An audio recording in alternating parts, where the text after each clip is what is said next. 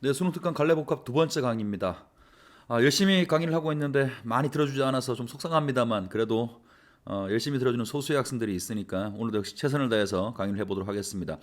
자, 일단 작품 제목이 좀 힘 빠집니다. 콩쥐팥쥐전이고요. 어이 못 오던다라고 하는 사설시조 하나가 묶였는데 콩쥐팥쥐전 같은 경우는 사실은 동네 꼬마들도 알만한 그런 글이긴 하죠, 그죠? 그래서 우리가 사실 지문을 꼼꼼하게 보지 않아도 대략적인 내용은 알고 있을 겁니다. 그런데 사실은 고3들 입장에서는 이런 지문을 훨씬 더 좀 신경을 쓰고 보셔야 돼요. 왜냐하면 우리가 안다고 생각하는 거잖아요, 그죠? 어릴 때부터 이런 내용이 많이 들어왔기 때문에 콩쥐팥쥐전을 자기가 안다라고 생각해요. 그러다 보니까 지문을 읽을 때 아무래도 집중력이 조금 떨어지는 부분들이 조금 있습니다. 그래서 오히려 아주 단순한 그 내용 일치 문제 같은 것들 그런 것들에서 실수하는 경우들이 있으니까 우습게 보지 말고 학생들 입장에서는 항상 어떤 경우든 자기한테 주어진 문제들은 겸손한 마음으로 풀어내는 어떤 그런 마음 자세가 필요하지 않을까 싶어요. 자, 일단 그러면 해제부터 먼저 봐나가겠습니다. 이 작품은 건선징악의 주제가 잘 나타나 있는 조선 후기의 가정소설이라고 했습니다. 자, 건선징악이란 말은 여러분 다 잘 알고 있는 말이죠. 착한 일을 권유하고 나쁜 일에 대해서 징벌을 가하는 그런 내용을 담고 있다는 얘기고요. 가정소설이라고 했습니다. 이것도 뭐 별반 특별한 이야기는 아니고 가정 내에서 벌어지는 갈등에 관해서 이야기하고 있는 그런 글이라는 거죠. 자, 콩쥐가 신발을 매개로 감사와 혼인하기까지는 서양의 신데렐라 설화와 매우 유사한 서사 구조를 가지고 있다.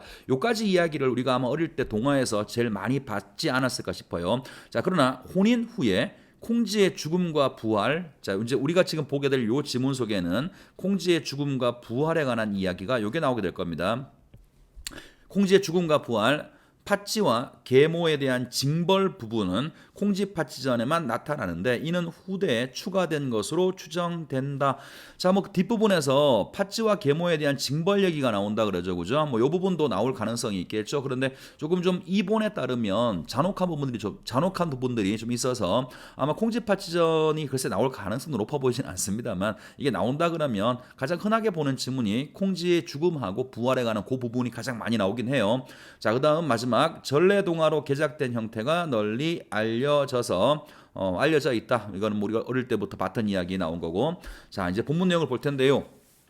조금 빨리 읽어 나가겠습니다. 자, 하루는 감사가 신기가 불평하여서, 자, 감사 사또 같은 사람이죠.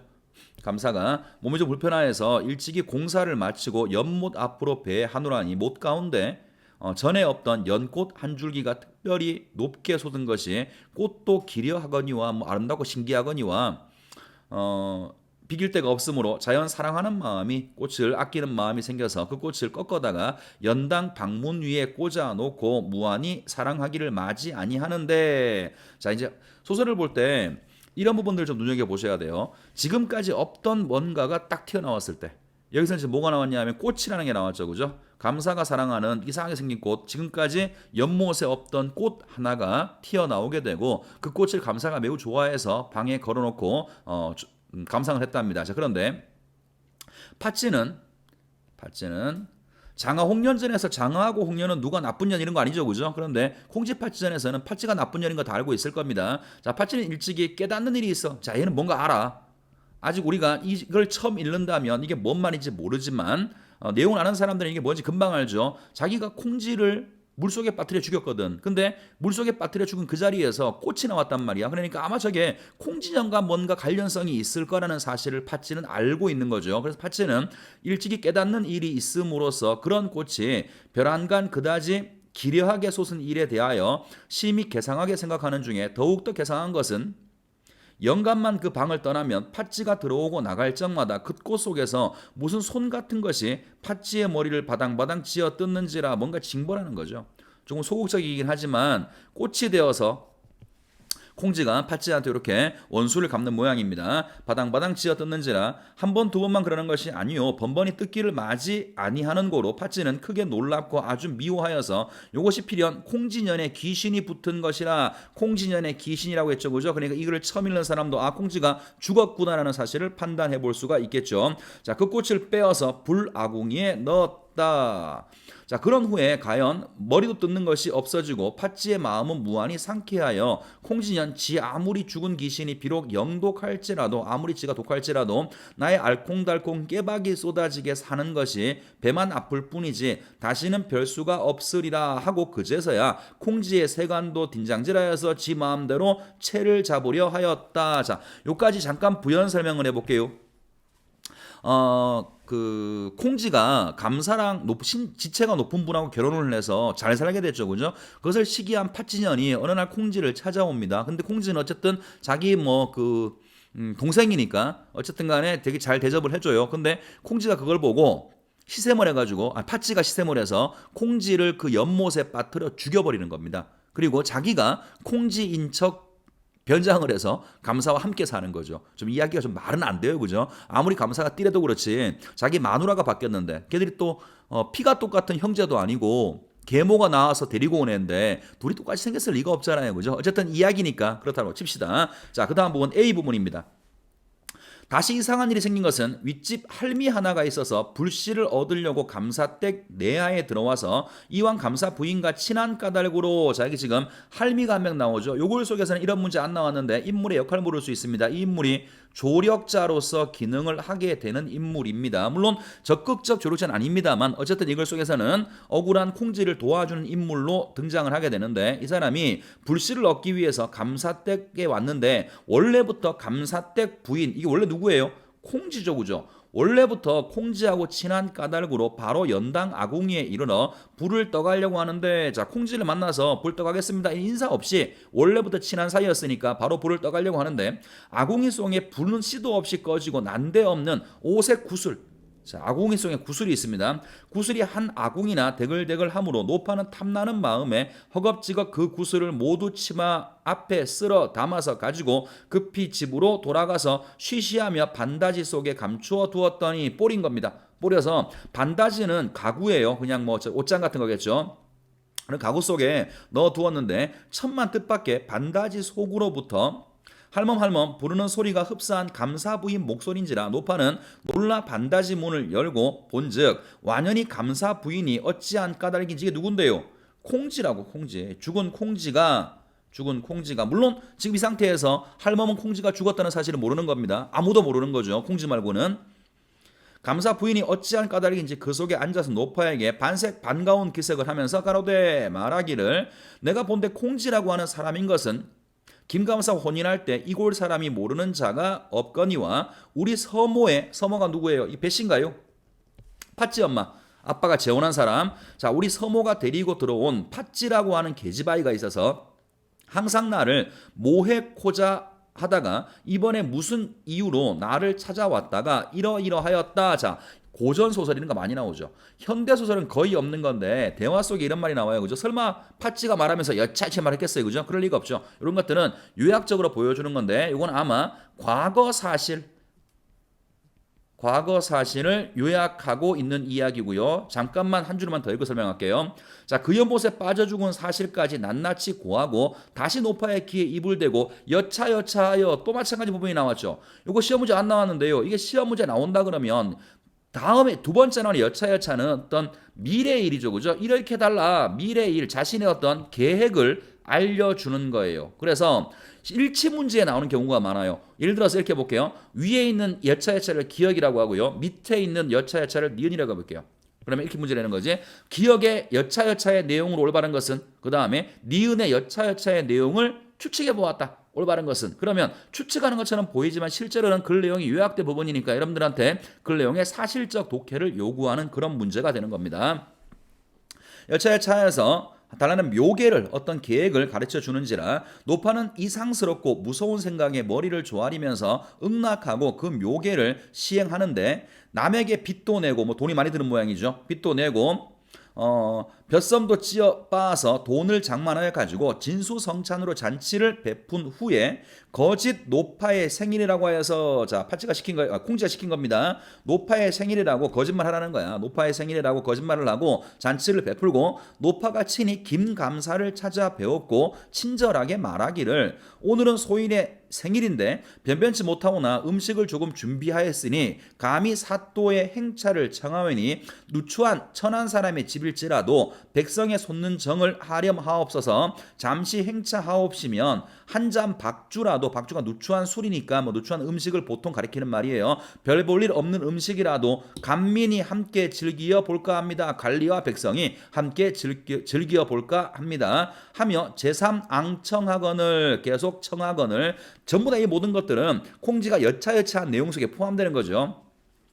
감사도 그 뜻을 가상히 여겨 초초히 노파의 집에 행차하니, 노파는 원래 아전의 계집으로 처음 사또에 행차하는 영광을 얻었는지라 크게 좋아할 뿐 아니라 그 동네 사람까지도 아문의 집에 감사가 행차하신다고 하여서 구경 겸 모이는 사람이 노파의 집을 가득히 채웠더라.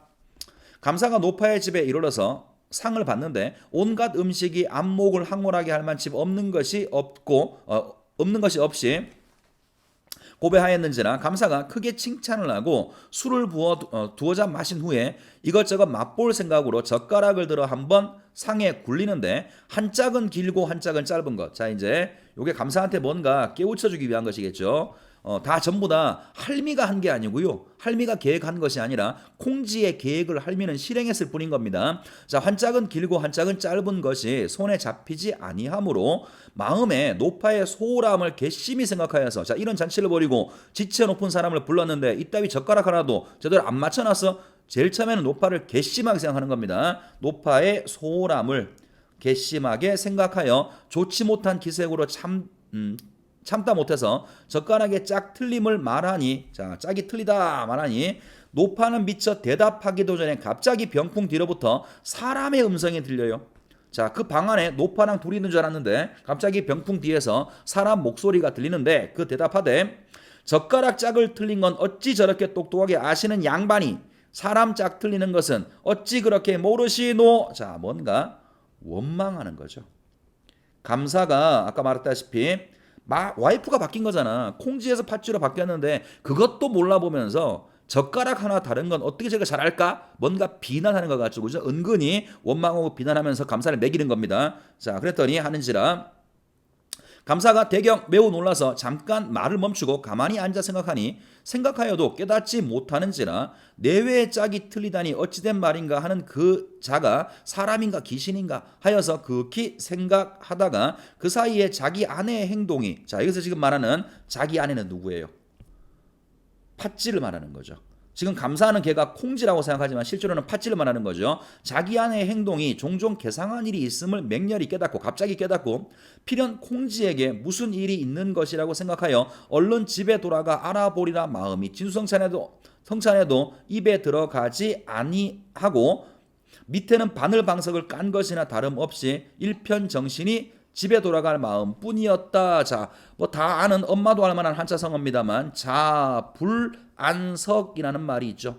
앉은 자리가 지금 매우 불편한 겁니다. 빨리 집에 가서 이게 어떻게 된 일인지 알아봐야 되겠다. 그런 마음밖에 없는 거예요. 자, 마지못해 노파에게 치사하고, 자, 뭔가 감사 인사를 하고 상을 물리고 일어나려고 할 즈음에 병풍 뒤로부터 한 미인이 녹의 홍상 천연이 나와서, 녹의 홍상 옷차림이죠, 그죠? 붉은 치마 푸른 저고리인가요? 어쨌든 간에 한복의 모습을 얘기하는 거예요. 별거 아닙니다.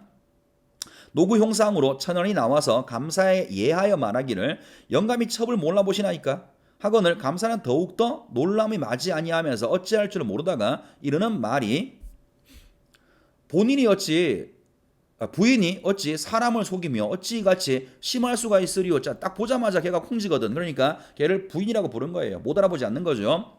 내가 불민하든지 내가 어리석든지 그대의 조롱이든지 이태껏 하는 일과 하는 말은 전혀 깨달아서 알 수가 없으니 그럴 것 없이 빨리 이야기하여 사람의 답답한 가슴을 헤쳐주기 바라오. 갑자기 병풍 뒤에서 뭐 형이 왜 거기서 나와 그런 거 마냥 갑자기 병풍 뒤에서 생각지도 않은 자기 와이프가 나온 겁니다. 자, 물음에 대하여 콩지는 그 자리에 엎드려지며 목이 메어서 말이 나오지 못하는 목소리로 하는 말이 첩이 일찍이 팔자가 기구하다가 영감의 후의로 좋은 지위에 이르렀었기에 배우지 못한 이 몸으로도 마음껏 받들어 보리라 생각하였는데 불의의 의붓동생 팥쥐라고 하는 계집 아이의 독해를 입어서 몸은 벌써 연못 귀신이 되어 싸우나 자 지가 이미 죽었다라고 알려주는 거죠. 본래 첩의 성질이 악함이 없으므로 난 원래 착한 사람이었대. 참 지입으로 말하는 게 쉽지 않을 텐데 그죠? 어쨌든 첩의 성질이 악함이 없으므로 상제께서 옥황 상제께서 특별히 세상에 재생케 하여 쌉기로 자 죽은 사람을 다시 살려준 겁니다. 재생케 하여 쌉기로 미진한 인연을 말씀할까 하고 주인 노파의 신세를 끼치어 싸우니 지금까지 이제 의도를 말했고요. 영감께서는 이제 이렇게 된 이상 다른 생각을 두지 마시고 그 팥쥐와 함께 안양하심을 바라나이다. 역시 매기는 거죠. 그죠? 뒷부분은 진심을 말하는 게 아니죠. 어차피 난 죽었고 넌 이제 팥쥐랑 살게 됐으니까 나 생각하지 말고 안양 잘 살아 이런 말 하고 있지만 진심이 아니죠. 그죠? 오히려 이거는 그 자신을 알아보지 못하고 팥쥐랑 잘 살고 있는 감사에 대한 원망을 간접적으로 드러낸 부분이라고 말하는 것이 더 올바를 것 같아요. 자, 그랬더니 하고 흐느끼어 울기를 맞이 아니하므로 꺼봐 이게 진심이면 울 리가 있어요. 그죠? 그런데 어쨌든 말은 저렇게 했지만 속으로 겉으로 울고 있으니까 진심이 아니라는 거죠. 자, 그래서 감사는 듣기를 다하고 일변 자기의 불명하고도 어리석고도 부끄럽고 팥쥐의 소행이 절통하여서 곧 선화당에 자기하고 선화당이 이제 팥쥐랑 콩쥐랑 놀던 그 연못가를 말하는 것 같아요. 선화당에 앉고 팥쥐를 잡아 문초하며 자 문초를 하면서 어떻게 되느냐 물어보고 또 한편으로는 연못을 치우게 하니 연못에 물을 뺐어요. 연못을 치우게 하니 과연 콩쥐의 신체가 웃는 낫으로 누워 있는지라 아무리 고전 소설이라서 전기성이 있다고 하지만 좀 심한 것 같아요. 어쨌든 시체를 발견했습니다. 급히 건져내어 염습하려 할 즈음에 자 염습이 뭐죠? 염한단 말 들어본 적 있죠? 죽은 사람을 장사 치르는 거예요. 어차피 죽었으니까 이제 잘 건져서 장사 치를 준비를 하는 거죠. 염습을 하려고 할 즈음에 죽었던 콩쥐는 다시 숨을 토하며 왔느니 회생하고 그때 노파의 집에서 울기를 맞이하던 콩쥐는 온데간데 없어졌으므로 모든 관속과 읍내 백성까지 그 신기한 일을 놀라지 아니하는 사람이 없더라. 이까지가 일단 주어진 지문이고요. 나머지 뒷부분은 당연히 팥쥐와 팥쥐 엄마에 대한 징벌이 있을 텐데 뭐 그 이본들에 따라서 여러 가지 이야기가 있습니다만 굉장히 잔인한 것들도 있어요. 어쨌든 간에 우리가 익히 알고 있지만 사실은 잘 몰랐던 한 부분을 지문으로 본 겁니다. 자, 그 다음 두 번째 나지문으로 갑니다. 해제부터 볼게요. 이 작품은 오지 않는 임을 기다리는 화자의 애타는 심정을 매우 진솔한 노래한 사설시조이다. 자, 일단 장르는 사설시조고요. 오지 않는 님을 기다린다고 했으니까 일단 기본적인 상황은 임의 부재의 상황이겠네요. 임의 부재의 상황에서 님에 대한 기다림을 이야기하는 시랍니다. 자, 두 번째 부분 화자는 이미 오지 않는 이유에 대해서 궁금해한다. 자, 이제 뒤에 설명이 되어 있는데요. 사실은 선생님이 이제 나를 설명한 다음에 이것과는 조금 다른 관점으로 얘기할 겁니다. 이렇게 해서 한다고 해서 틀릴 건 없겠습니다만 조금 좀 이해가 안 되는 부분이 있어서 일단 EBS처럼 먼저 설명을 할 거고요. 그 다음에 일반적인 관점에서 내가 포함된 쪽이니까 일반적이겠죠. 그래서 내 관점에서 한번 다시 설명을 할 겁니다. 자, 다시 볼게요. 그러다가 성, 담, 집, 두지, 궤로 이어지는 공간, 자, 전부 다 구속의 공간이에요. 님이 오지 못하도록 방해하는 구속의 공간, 이런 공간으로 이어지는 공간의 연세, 자, 연세 계속 앞에 게 뒤로 이어진다는 거죠. 연세 속에서 이미 감금되어 못 오고 있을 것이라는 과장된 상상을 하는 겁니다. 과장된 상상을 하는 데까지 이르게 된다. 이것은 이 상상은 재회가 지연되는 책임을 임에게 두지 않고, 자, 책임을 임한테 두지 않고 외부적 상황에 두고 싶어하는 하자의 마음에서 비롯된 것이라고 할 수 있다. 그러니까 님이 오지 않는 이유는 님은 오고 싶어 하는데 외부적 어떤 이유 때문에 못 오는 것이야. 님은 나를 버린 책임이 없어. 이렇게 생각하려고 이렇게 표현했다라고 지금 EBS 해제는 설명하는 것이에요. 자, 마저 보겠습니다. 1호부터 임에 대한 화자의 사랑이 그만큼 크다는 것과 임과 재회하고 싶은 화자의 소망이 간절함을 느낄 수가 있다. 자, 포인트는 이런 거죠. 임과 지금 이별하는 상황인데 임이 날 찾아오지 않아. 그 이유가 임이 날 버려서 임이 나쁜 새끼야 그런 말이 아니라 어떤 외부적인 이유 때문에 님이 나를 보고 싶지만 못 오는 걸 거야. 그러니까 님은 책임이 없어. 그래서 이걸 통해서 님에 대한 사랑을 보여주고 있다. 이게 지금 해제인데요. 저는 조금 동의할 수 없습니다. 일단 먼저 읽으면서 같이 얘기해 보도록 합시다. 자, 일단 초장부터 같이 볼게요. 어이 못 오던가 무슨 일로 못 오던가. 자, 일단 상황이죠. 그죠? 못 오는 상황이니까 임의 부재의 상황이라고 상황을 제시하고 있고요. 그 다음에 하자가 님이 지금 오지 못하는 이유에 대해서 물음을 던지고 있죠. 자, 초장은 님이 오지 못하는 이유에 대한 물음이고요. 자, 그 다음에 중장 부분은 거기에 대한 답이에요. 그러니까 자문자답을 하고 있는 거죠. 지가 왜 못 얻을까 이렇게 얘기하고 지가 답하고 있는 건데 자문자답 방식을 쓰는 건데 이 답은 상상을 하는 겁니다. 자, 상상의 내용을 읽어보겠습니다. 너 오는 길 위에 무쇠로 성을 쌓고, 자, 일단 무쇠 성 하나, 못 오게 막는 거 성을 쌓고, 성 안에 담을 쌓고, 담 안에 집을 짓고, 자, 집도 있고, 집 안에 두지를 놓고, 두지도 뭐 이렇게 그 쌀개처럼 그러니까 뭐 가구 같은 건데 뭘 이렇게 집어넣을 수 있는 건가 봐요. 보지를 못해서. 자, 두지를 놓고 두지 안에 괴를 놓고 괴짝을 놓고 그다음에 괴짝 안에 너를 결박하여. 그러니까 전부 다 결박하는 것들이죠. 두 가지 봅시다. 자, 하나는 전부 다 선생님 동그라미 친 것들 성부터 시작해서 괴까지 전부 다 님을 구속하는 것들이고 하자와 님의 사랑을 방해하는 방해물 혹은 장해물이라고 말할 수 있고요. 자, 표현 방식은 뭐 열거라고 할 수 있겠습니다만 앞부분 다시 성부터 보세요. 무쇠로 성을 쌓고 그 다음 시작할 때 다시 성으로 시작하죠.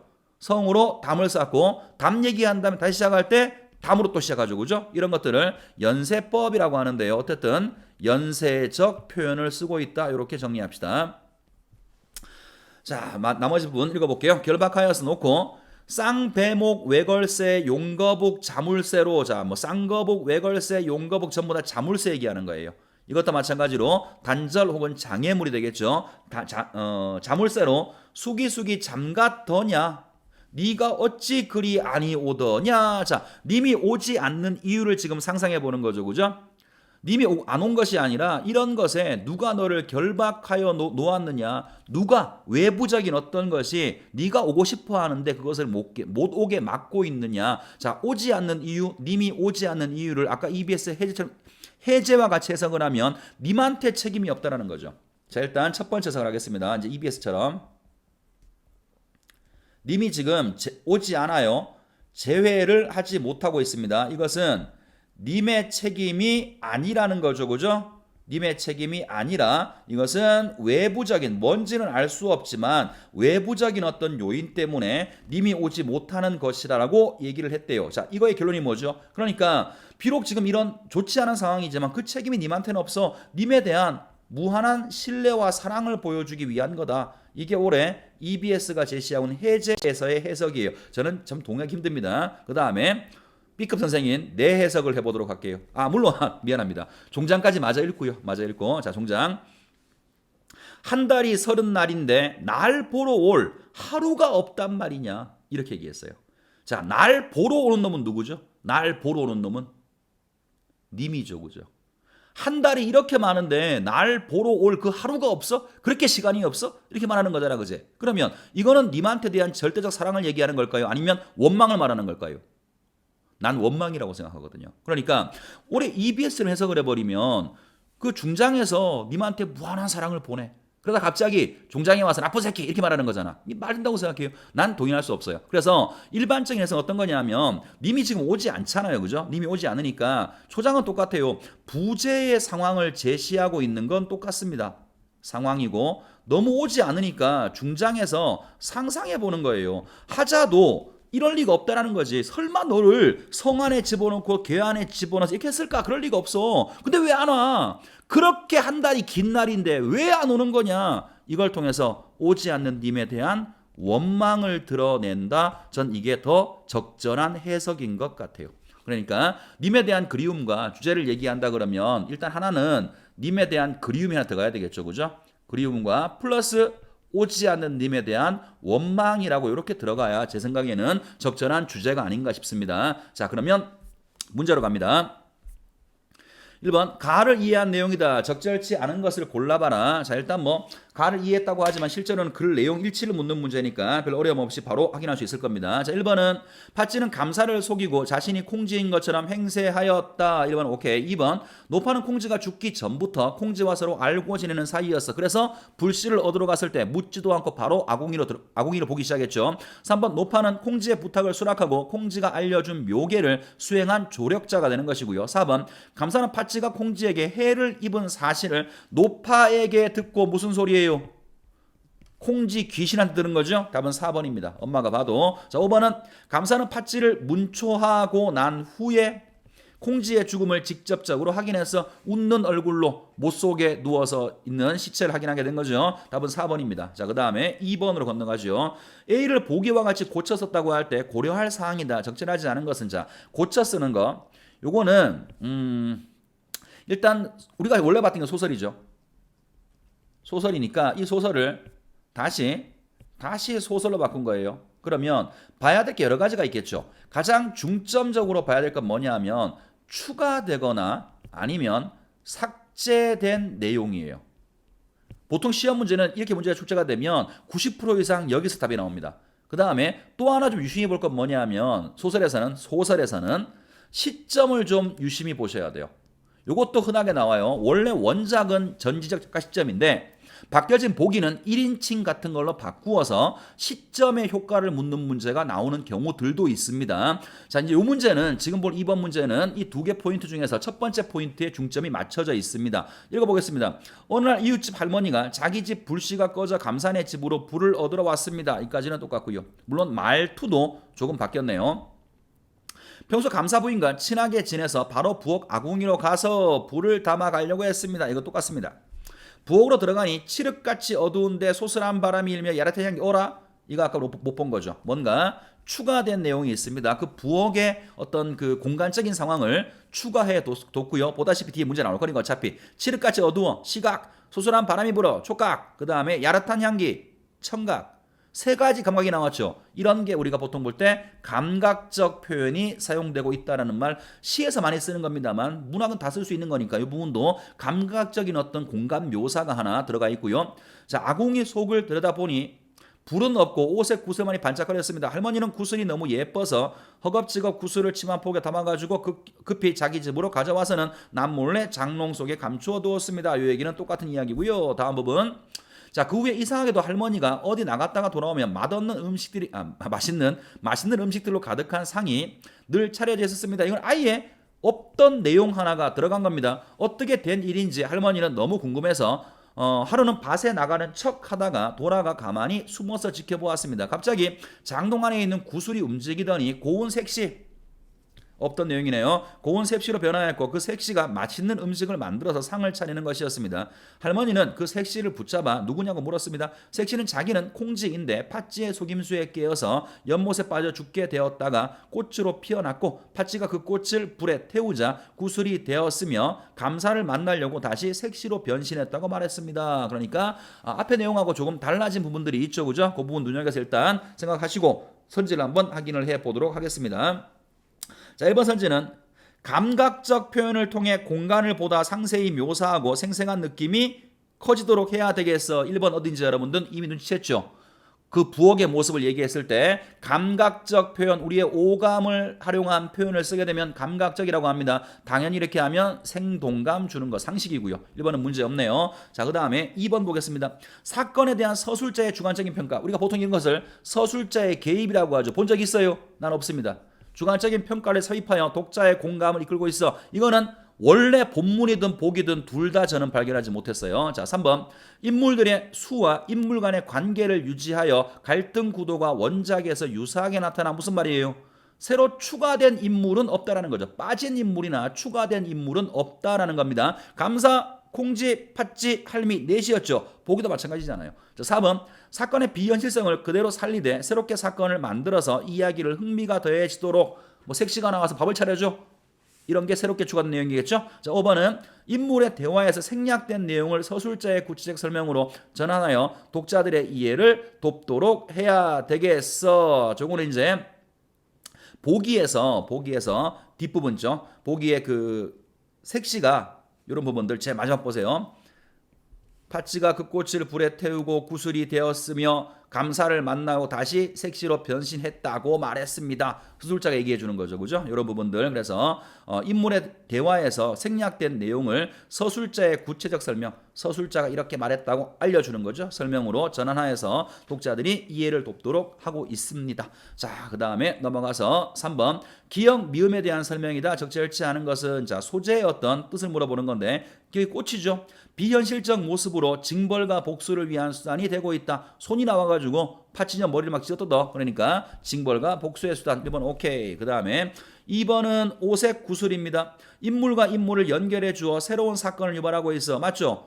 오색 구슬 때문에 노파하고 팥쥐가 노파한테 말을 해주게 되고 그래서 결과적으로 팥쥐와 감사가 만나게 콩쥐죠. 미안합니다. 콩쥐와 감사가 만나게 된 것이니까 인물과 인물 사이를 연결해 준다라고 이야기할 수가 있을 겁니다. 자, 3번은 비유적으로 사용되어 인물이 처한 상황을 깨닫게 하고 있어. 자, 젓가락이죠. 짝이 맞지 않는 젓가락. 그러니까 원래 부부가 아니라 다른 부부가 된 거다. 지금 현재 감사 네가 살고 있는 사람은 원래 마누라 콩쥐가 아니라 팥쥐년이다. 그거를 비유적으로 표현하는 것이 짝이 맞지 않는 젓가락이겠죠. 자, 4번.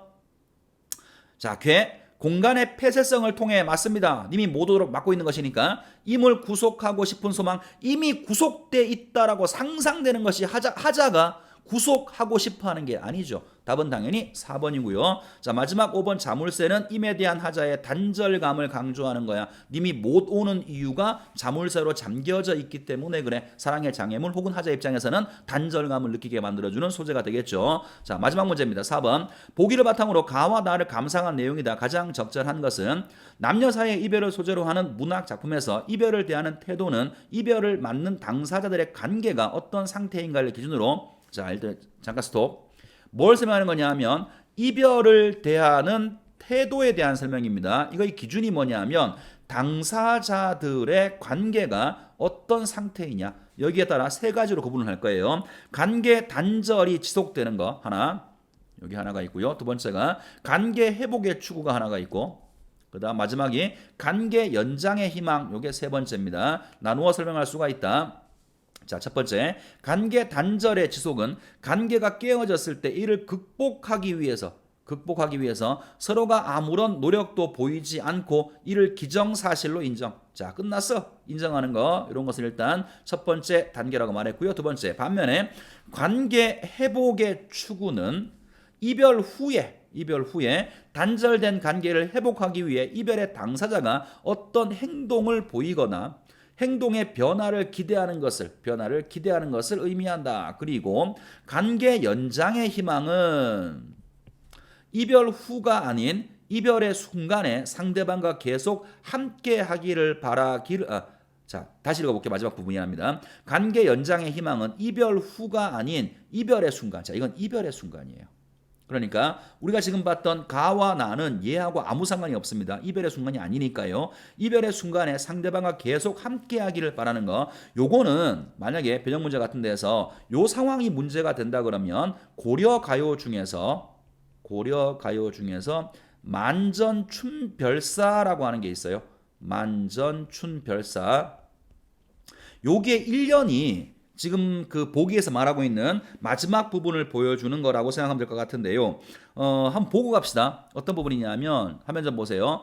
자, 지금 화면에 떠 있는 게 작자미상의 만전춘별사라고 하는 고려가요의 1년인데요. 읽어보겠습니다. 얼음 위에 아이스 얼음 위에 댄잎으로 자리를 봐서 이불을 까는 것도 아니에요. 댄잎파리 가지고 대나무 이파리로 자리를 보아서 님과 나와 얼어 죽을 망정. 다시 말하면 아무리 불편한 잠자리가 될지라도 얼음 위에 댄잎자리 보아서 님과 내가 얼어 죽을 망정. 불편한 잠자리이지만 정둔 오늘 밤. 자, 지금 만나고 있는 거죠. 정둔 오늘 밤 더디 세오라. 자, 그러니까 이별이 지금 만남의 순간, 이별하는 그 순간에서 이별의 순간이 오지 않기를 바라는 그런 마음이니까. 자, 보기에서 지금 말하고 있는 세 번째 경우는 선생님이 지금 보여드리고 있는 만전춘별사의 1년을 생각하시면 될 것 같아요. 자, 그러면 선지 확인합니다. 자, 문제가 적절한 거 찾는 거죠. 그죠? 적절한 거. 자, 그러면 선지를 한 개씩 한번 검토해 보겠습니다. 1번. 가에서 콩지가 병풍 뒤에 나와 하소연하는 것은 이별의 순간 감사와의 관계를 연장하기 위해 이별의 순간이 아니죠. 이미 죽었으니까 이별한 다음이고 이별 이후에 그것을 극복하기 위해서 어떤 시도를 하는 것이니까 연장하기 위한 게 아닙니다. 그 다음에 2번 가에서 감사가 콩지를 염습하려 하는 것. 염습이 뭐예요? 죽었다고 생각하고 장례치를 준비하는 거라 그랬죠. 그럼 이미 이별했다고 생각하는 거잖아.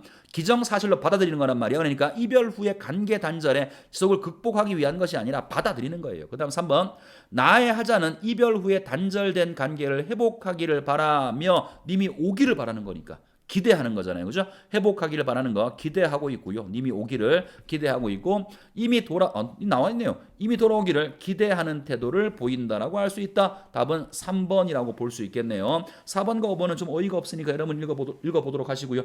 저렇게 해서 일단 짧게 설명하려고 했는데 하다 보니까 또 역시 대충 할 수는 없고 하고 싶은 말들은 다 하는 바람에 조금 시간이 길어졌습니다. 의미 있는 시간이 되었기를 바랍니다. 수고했습니다.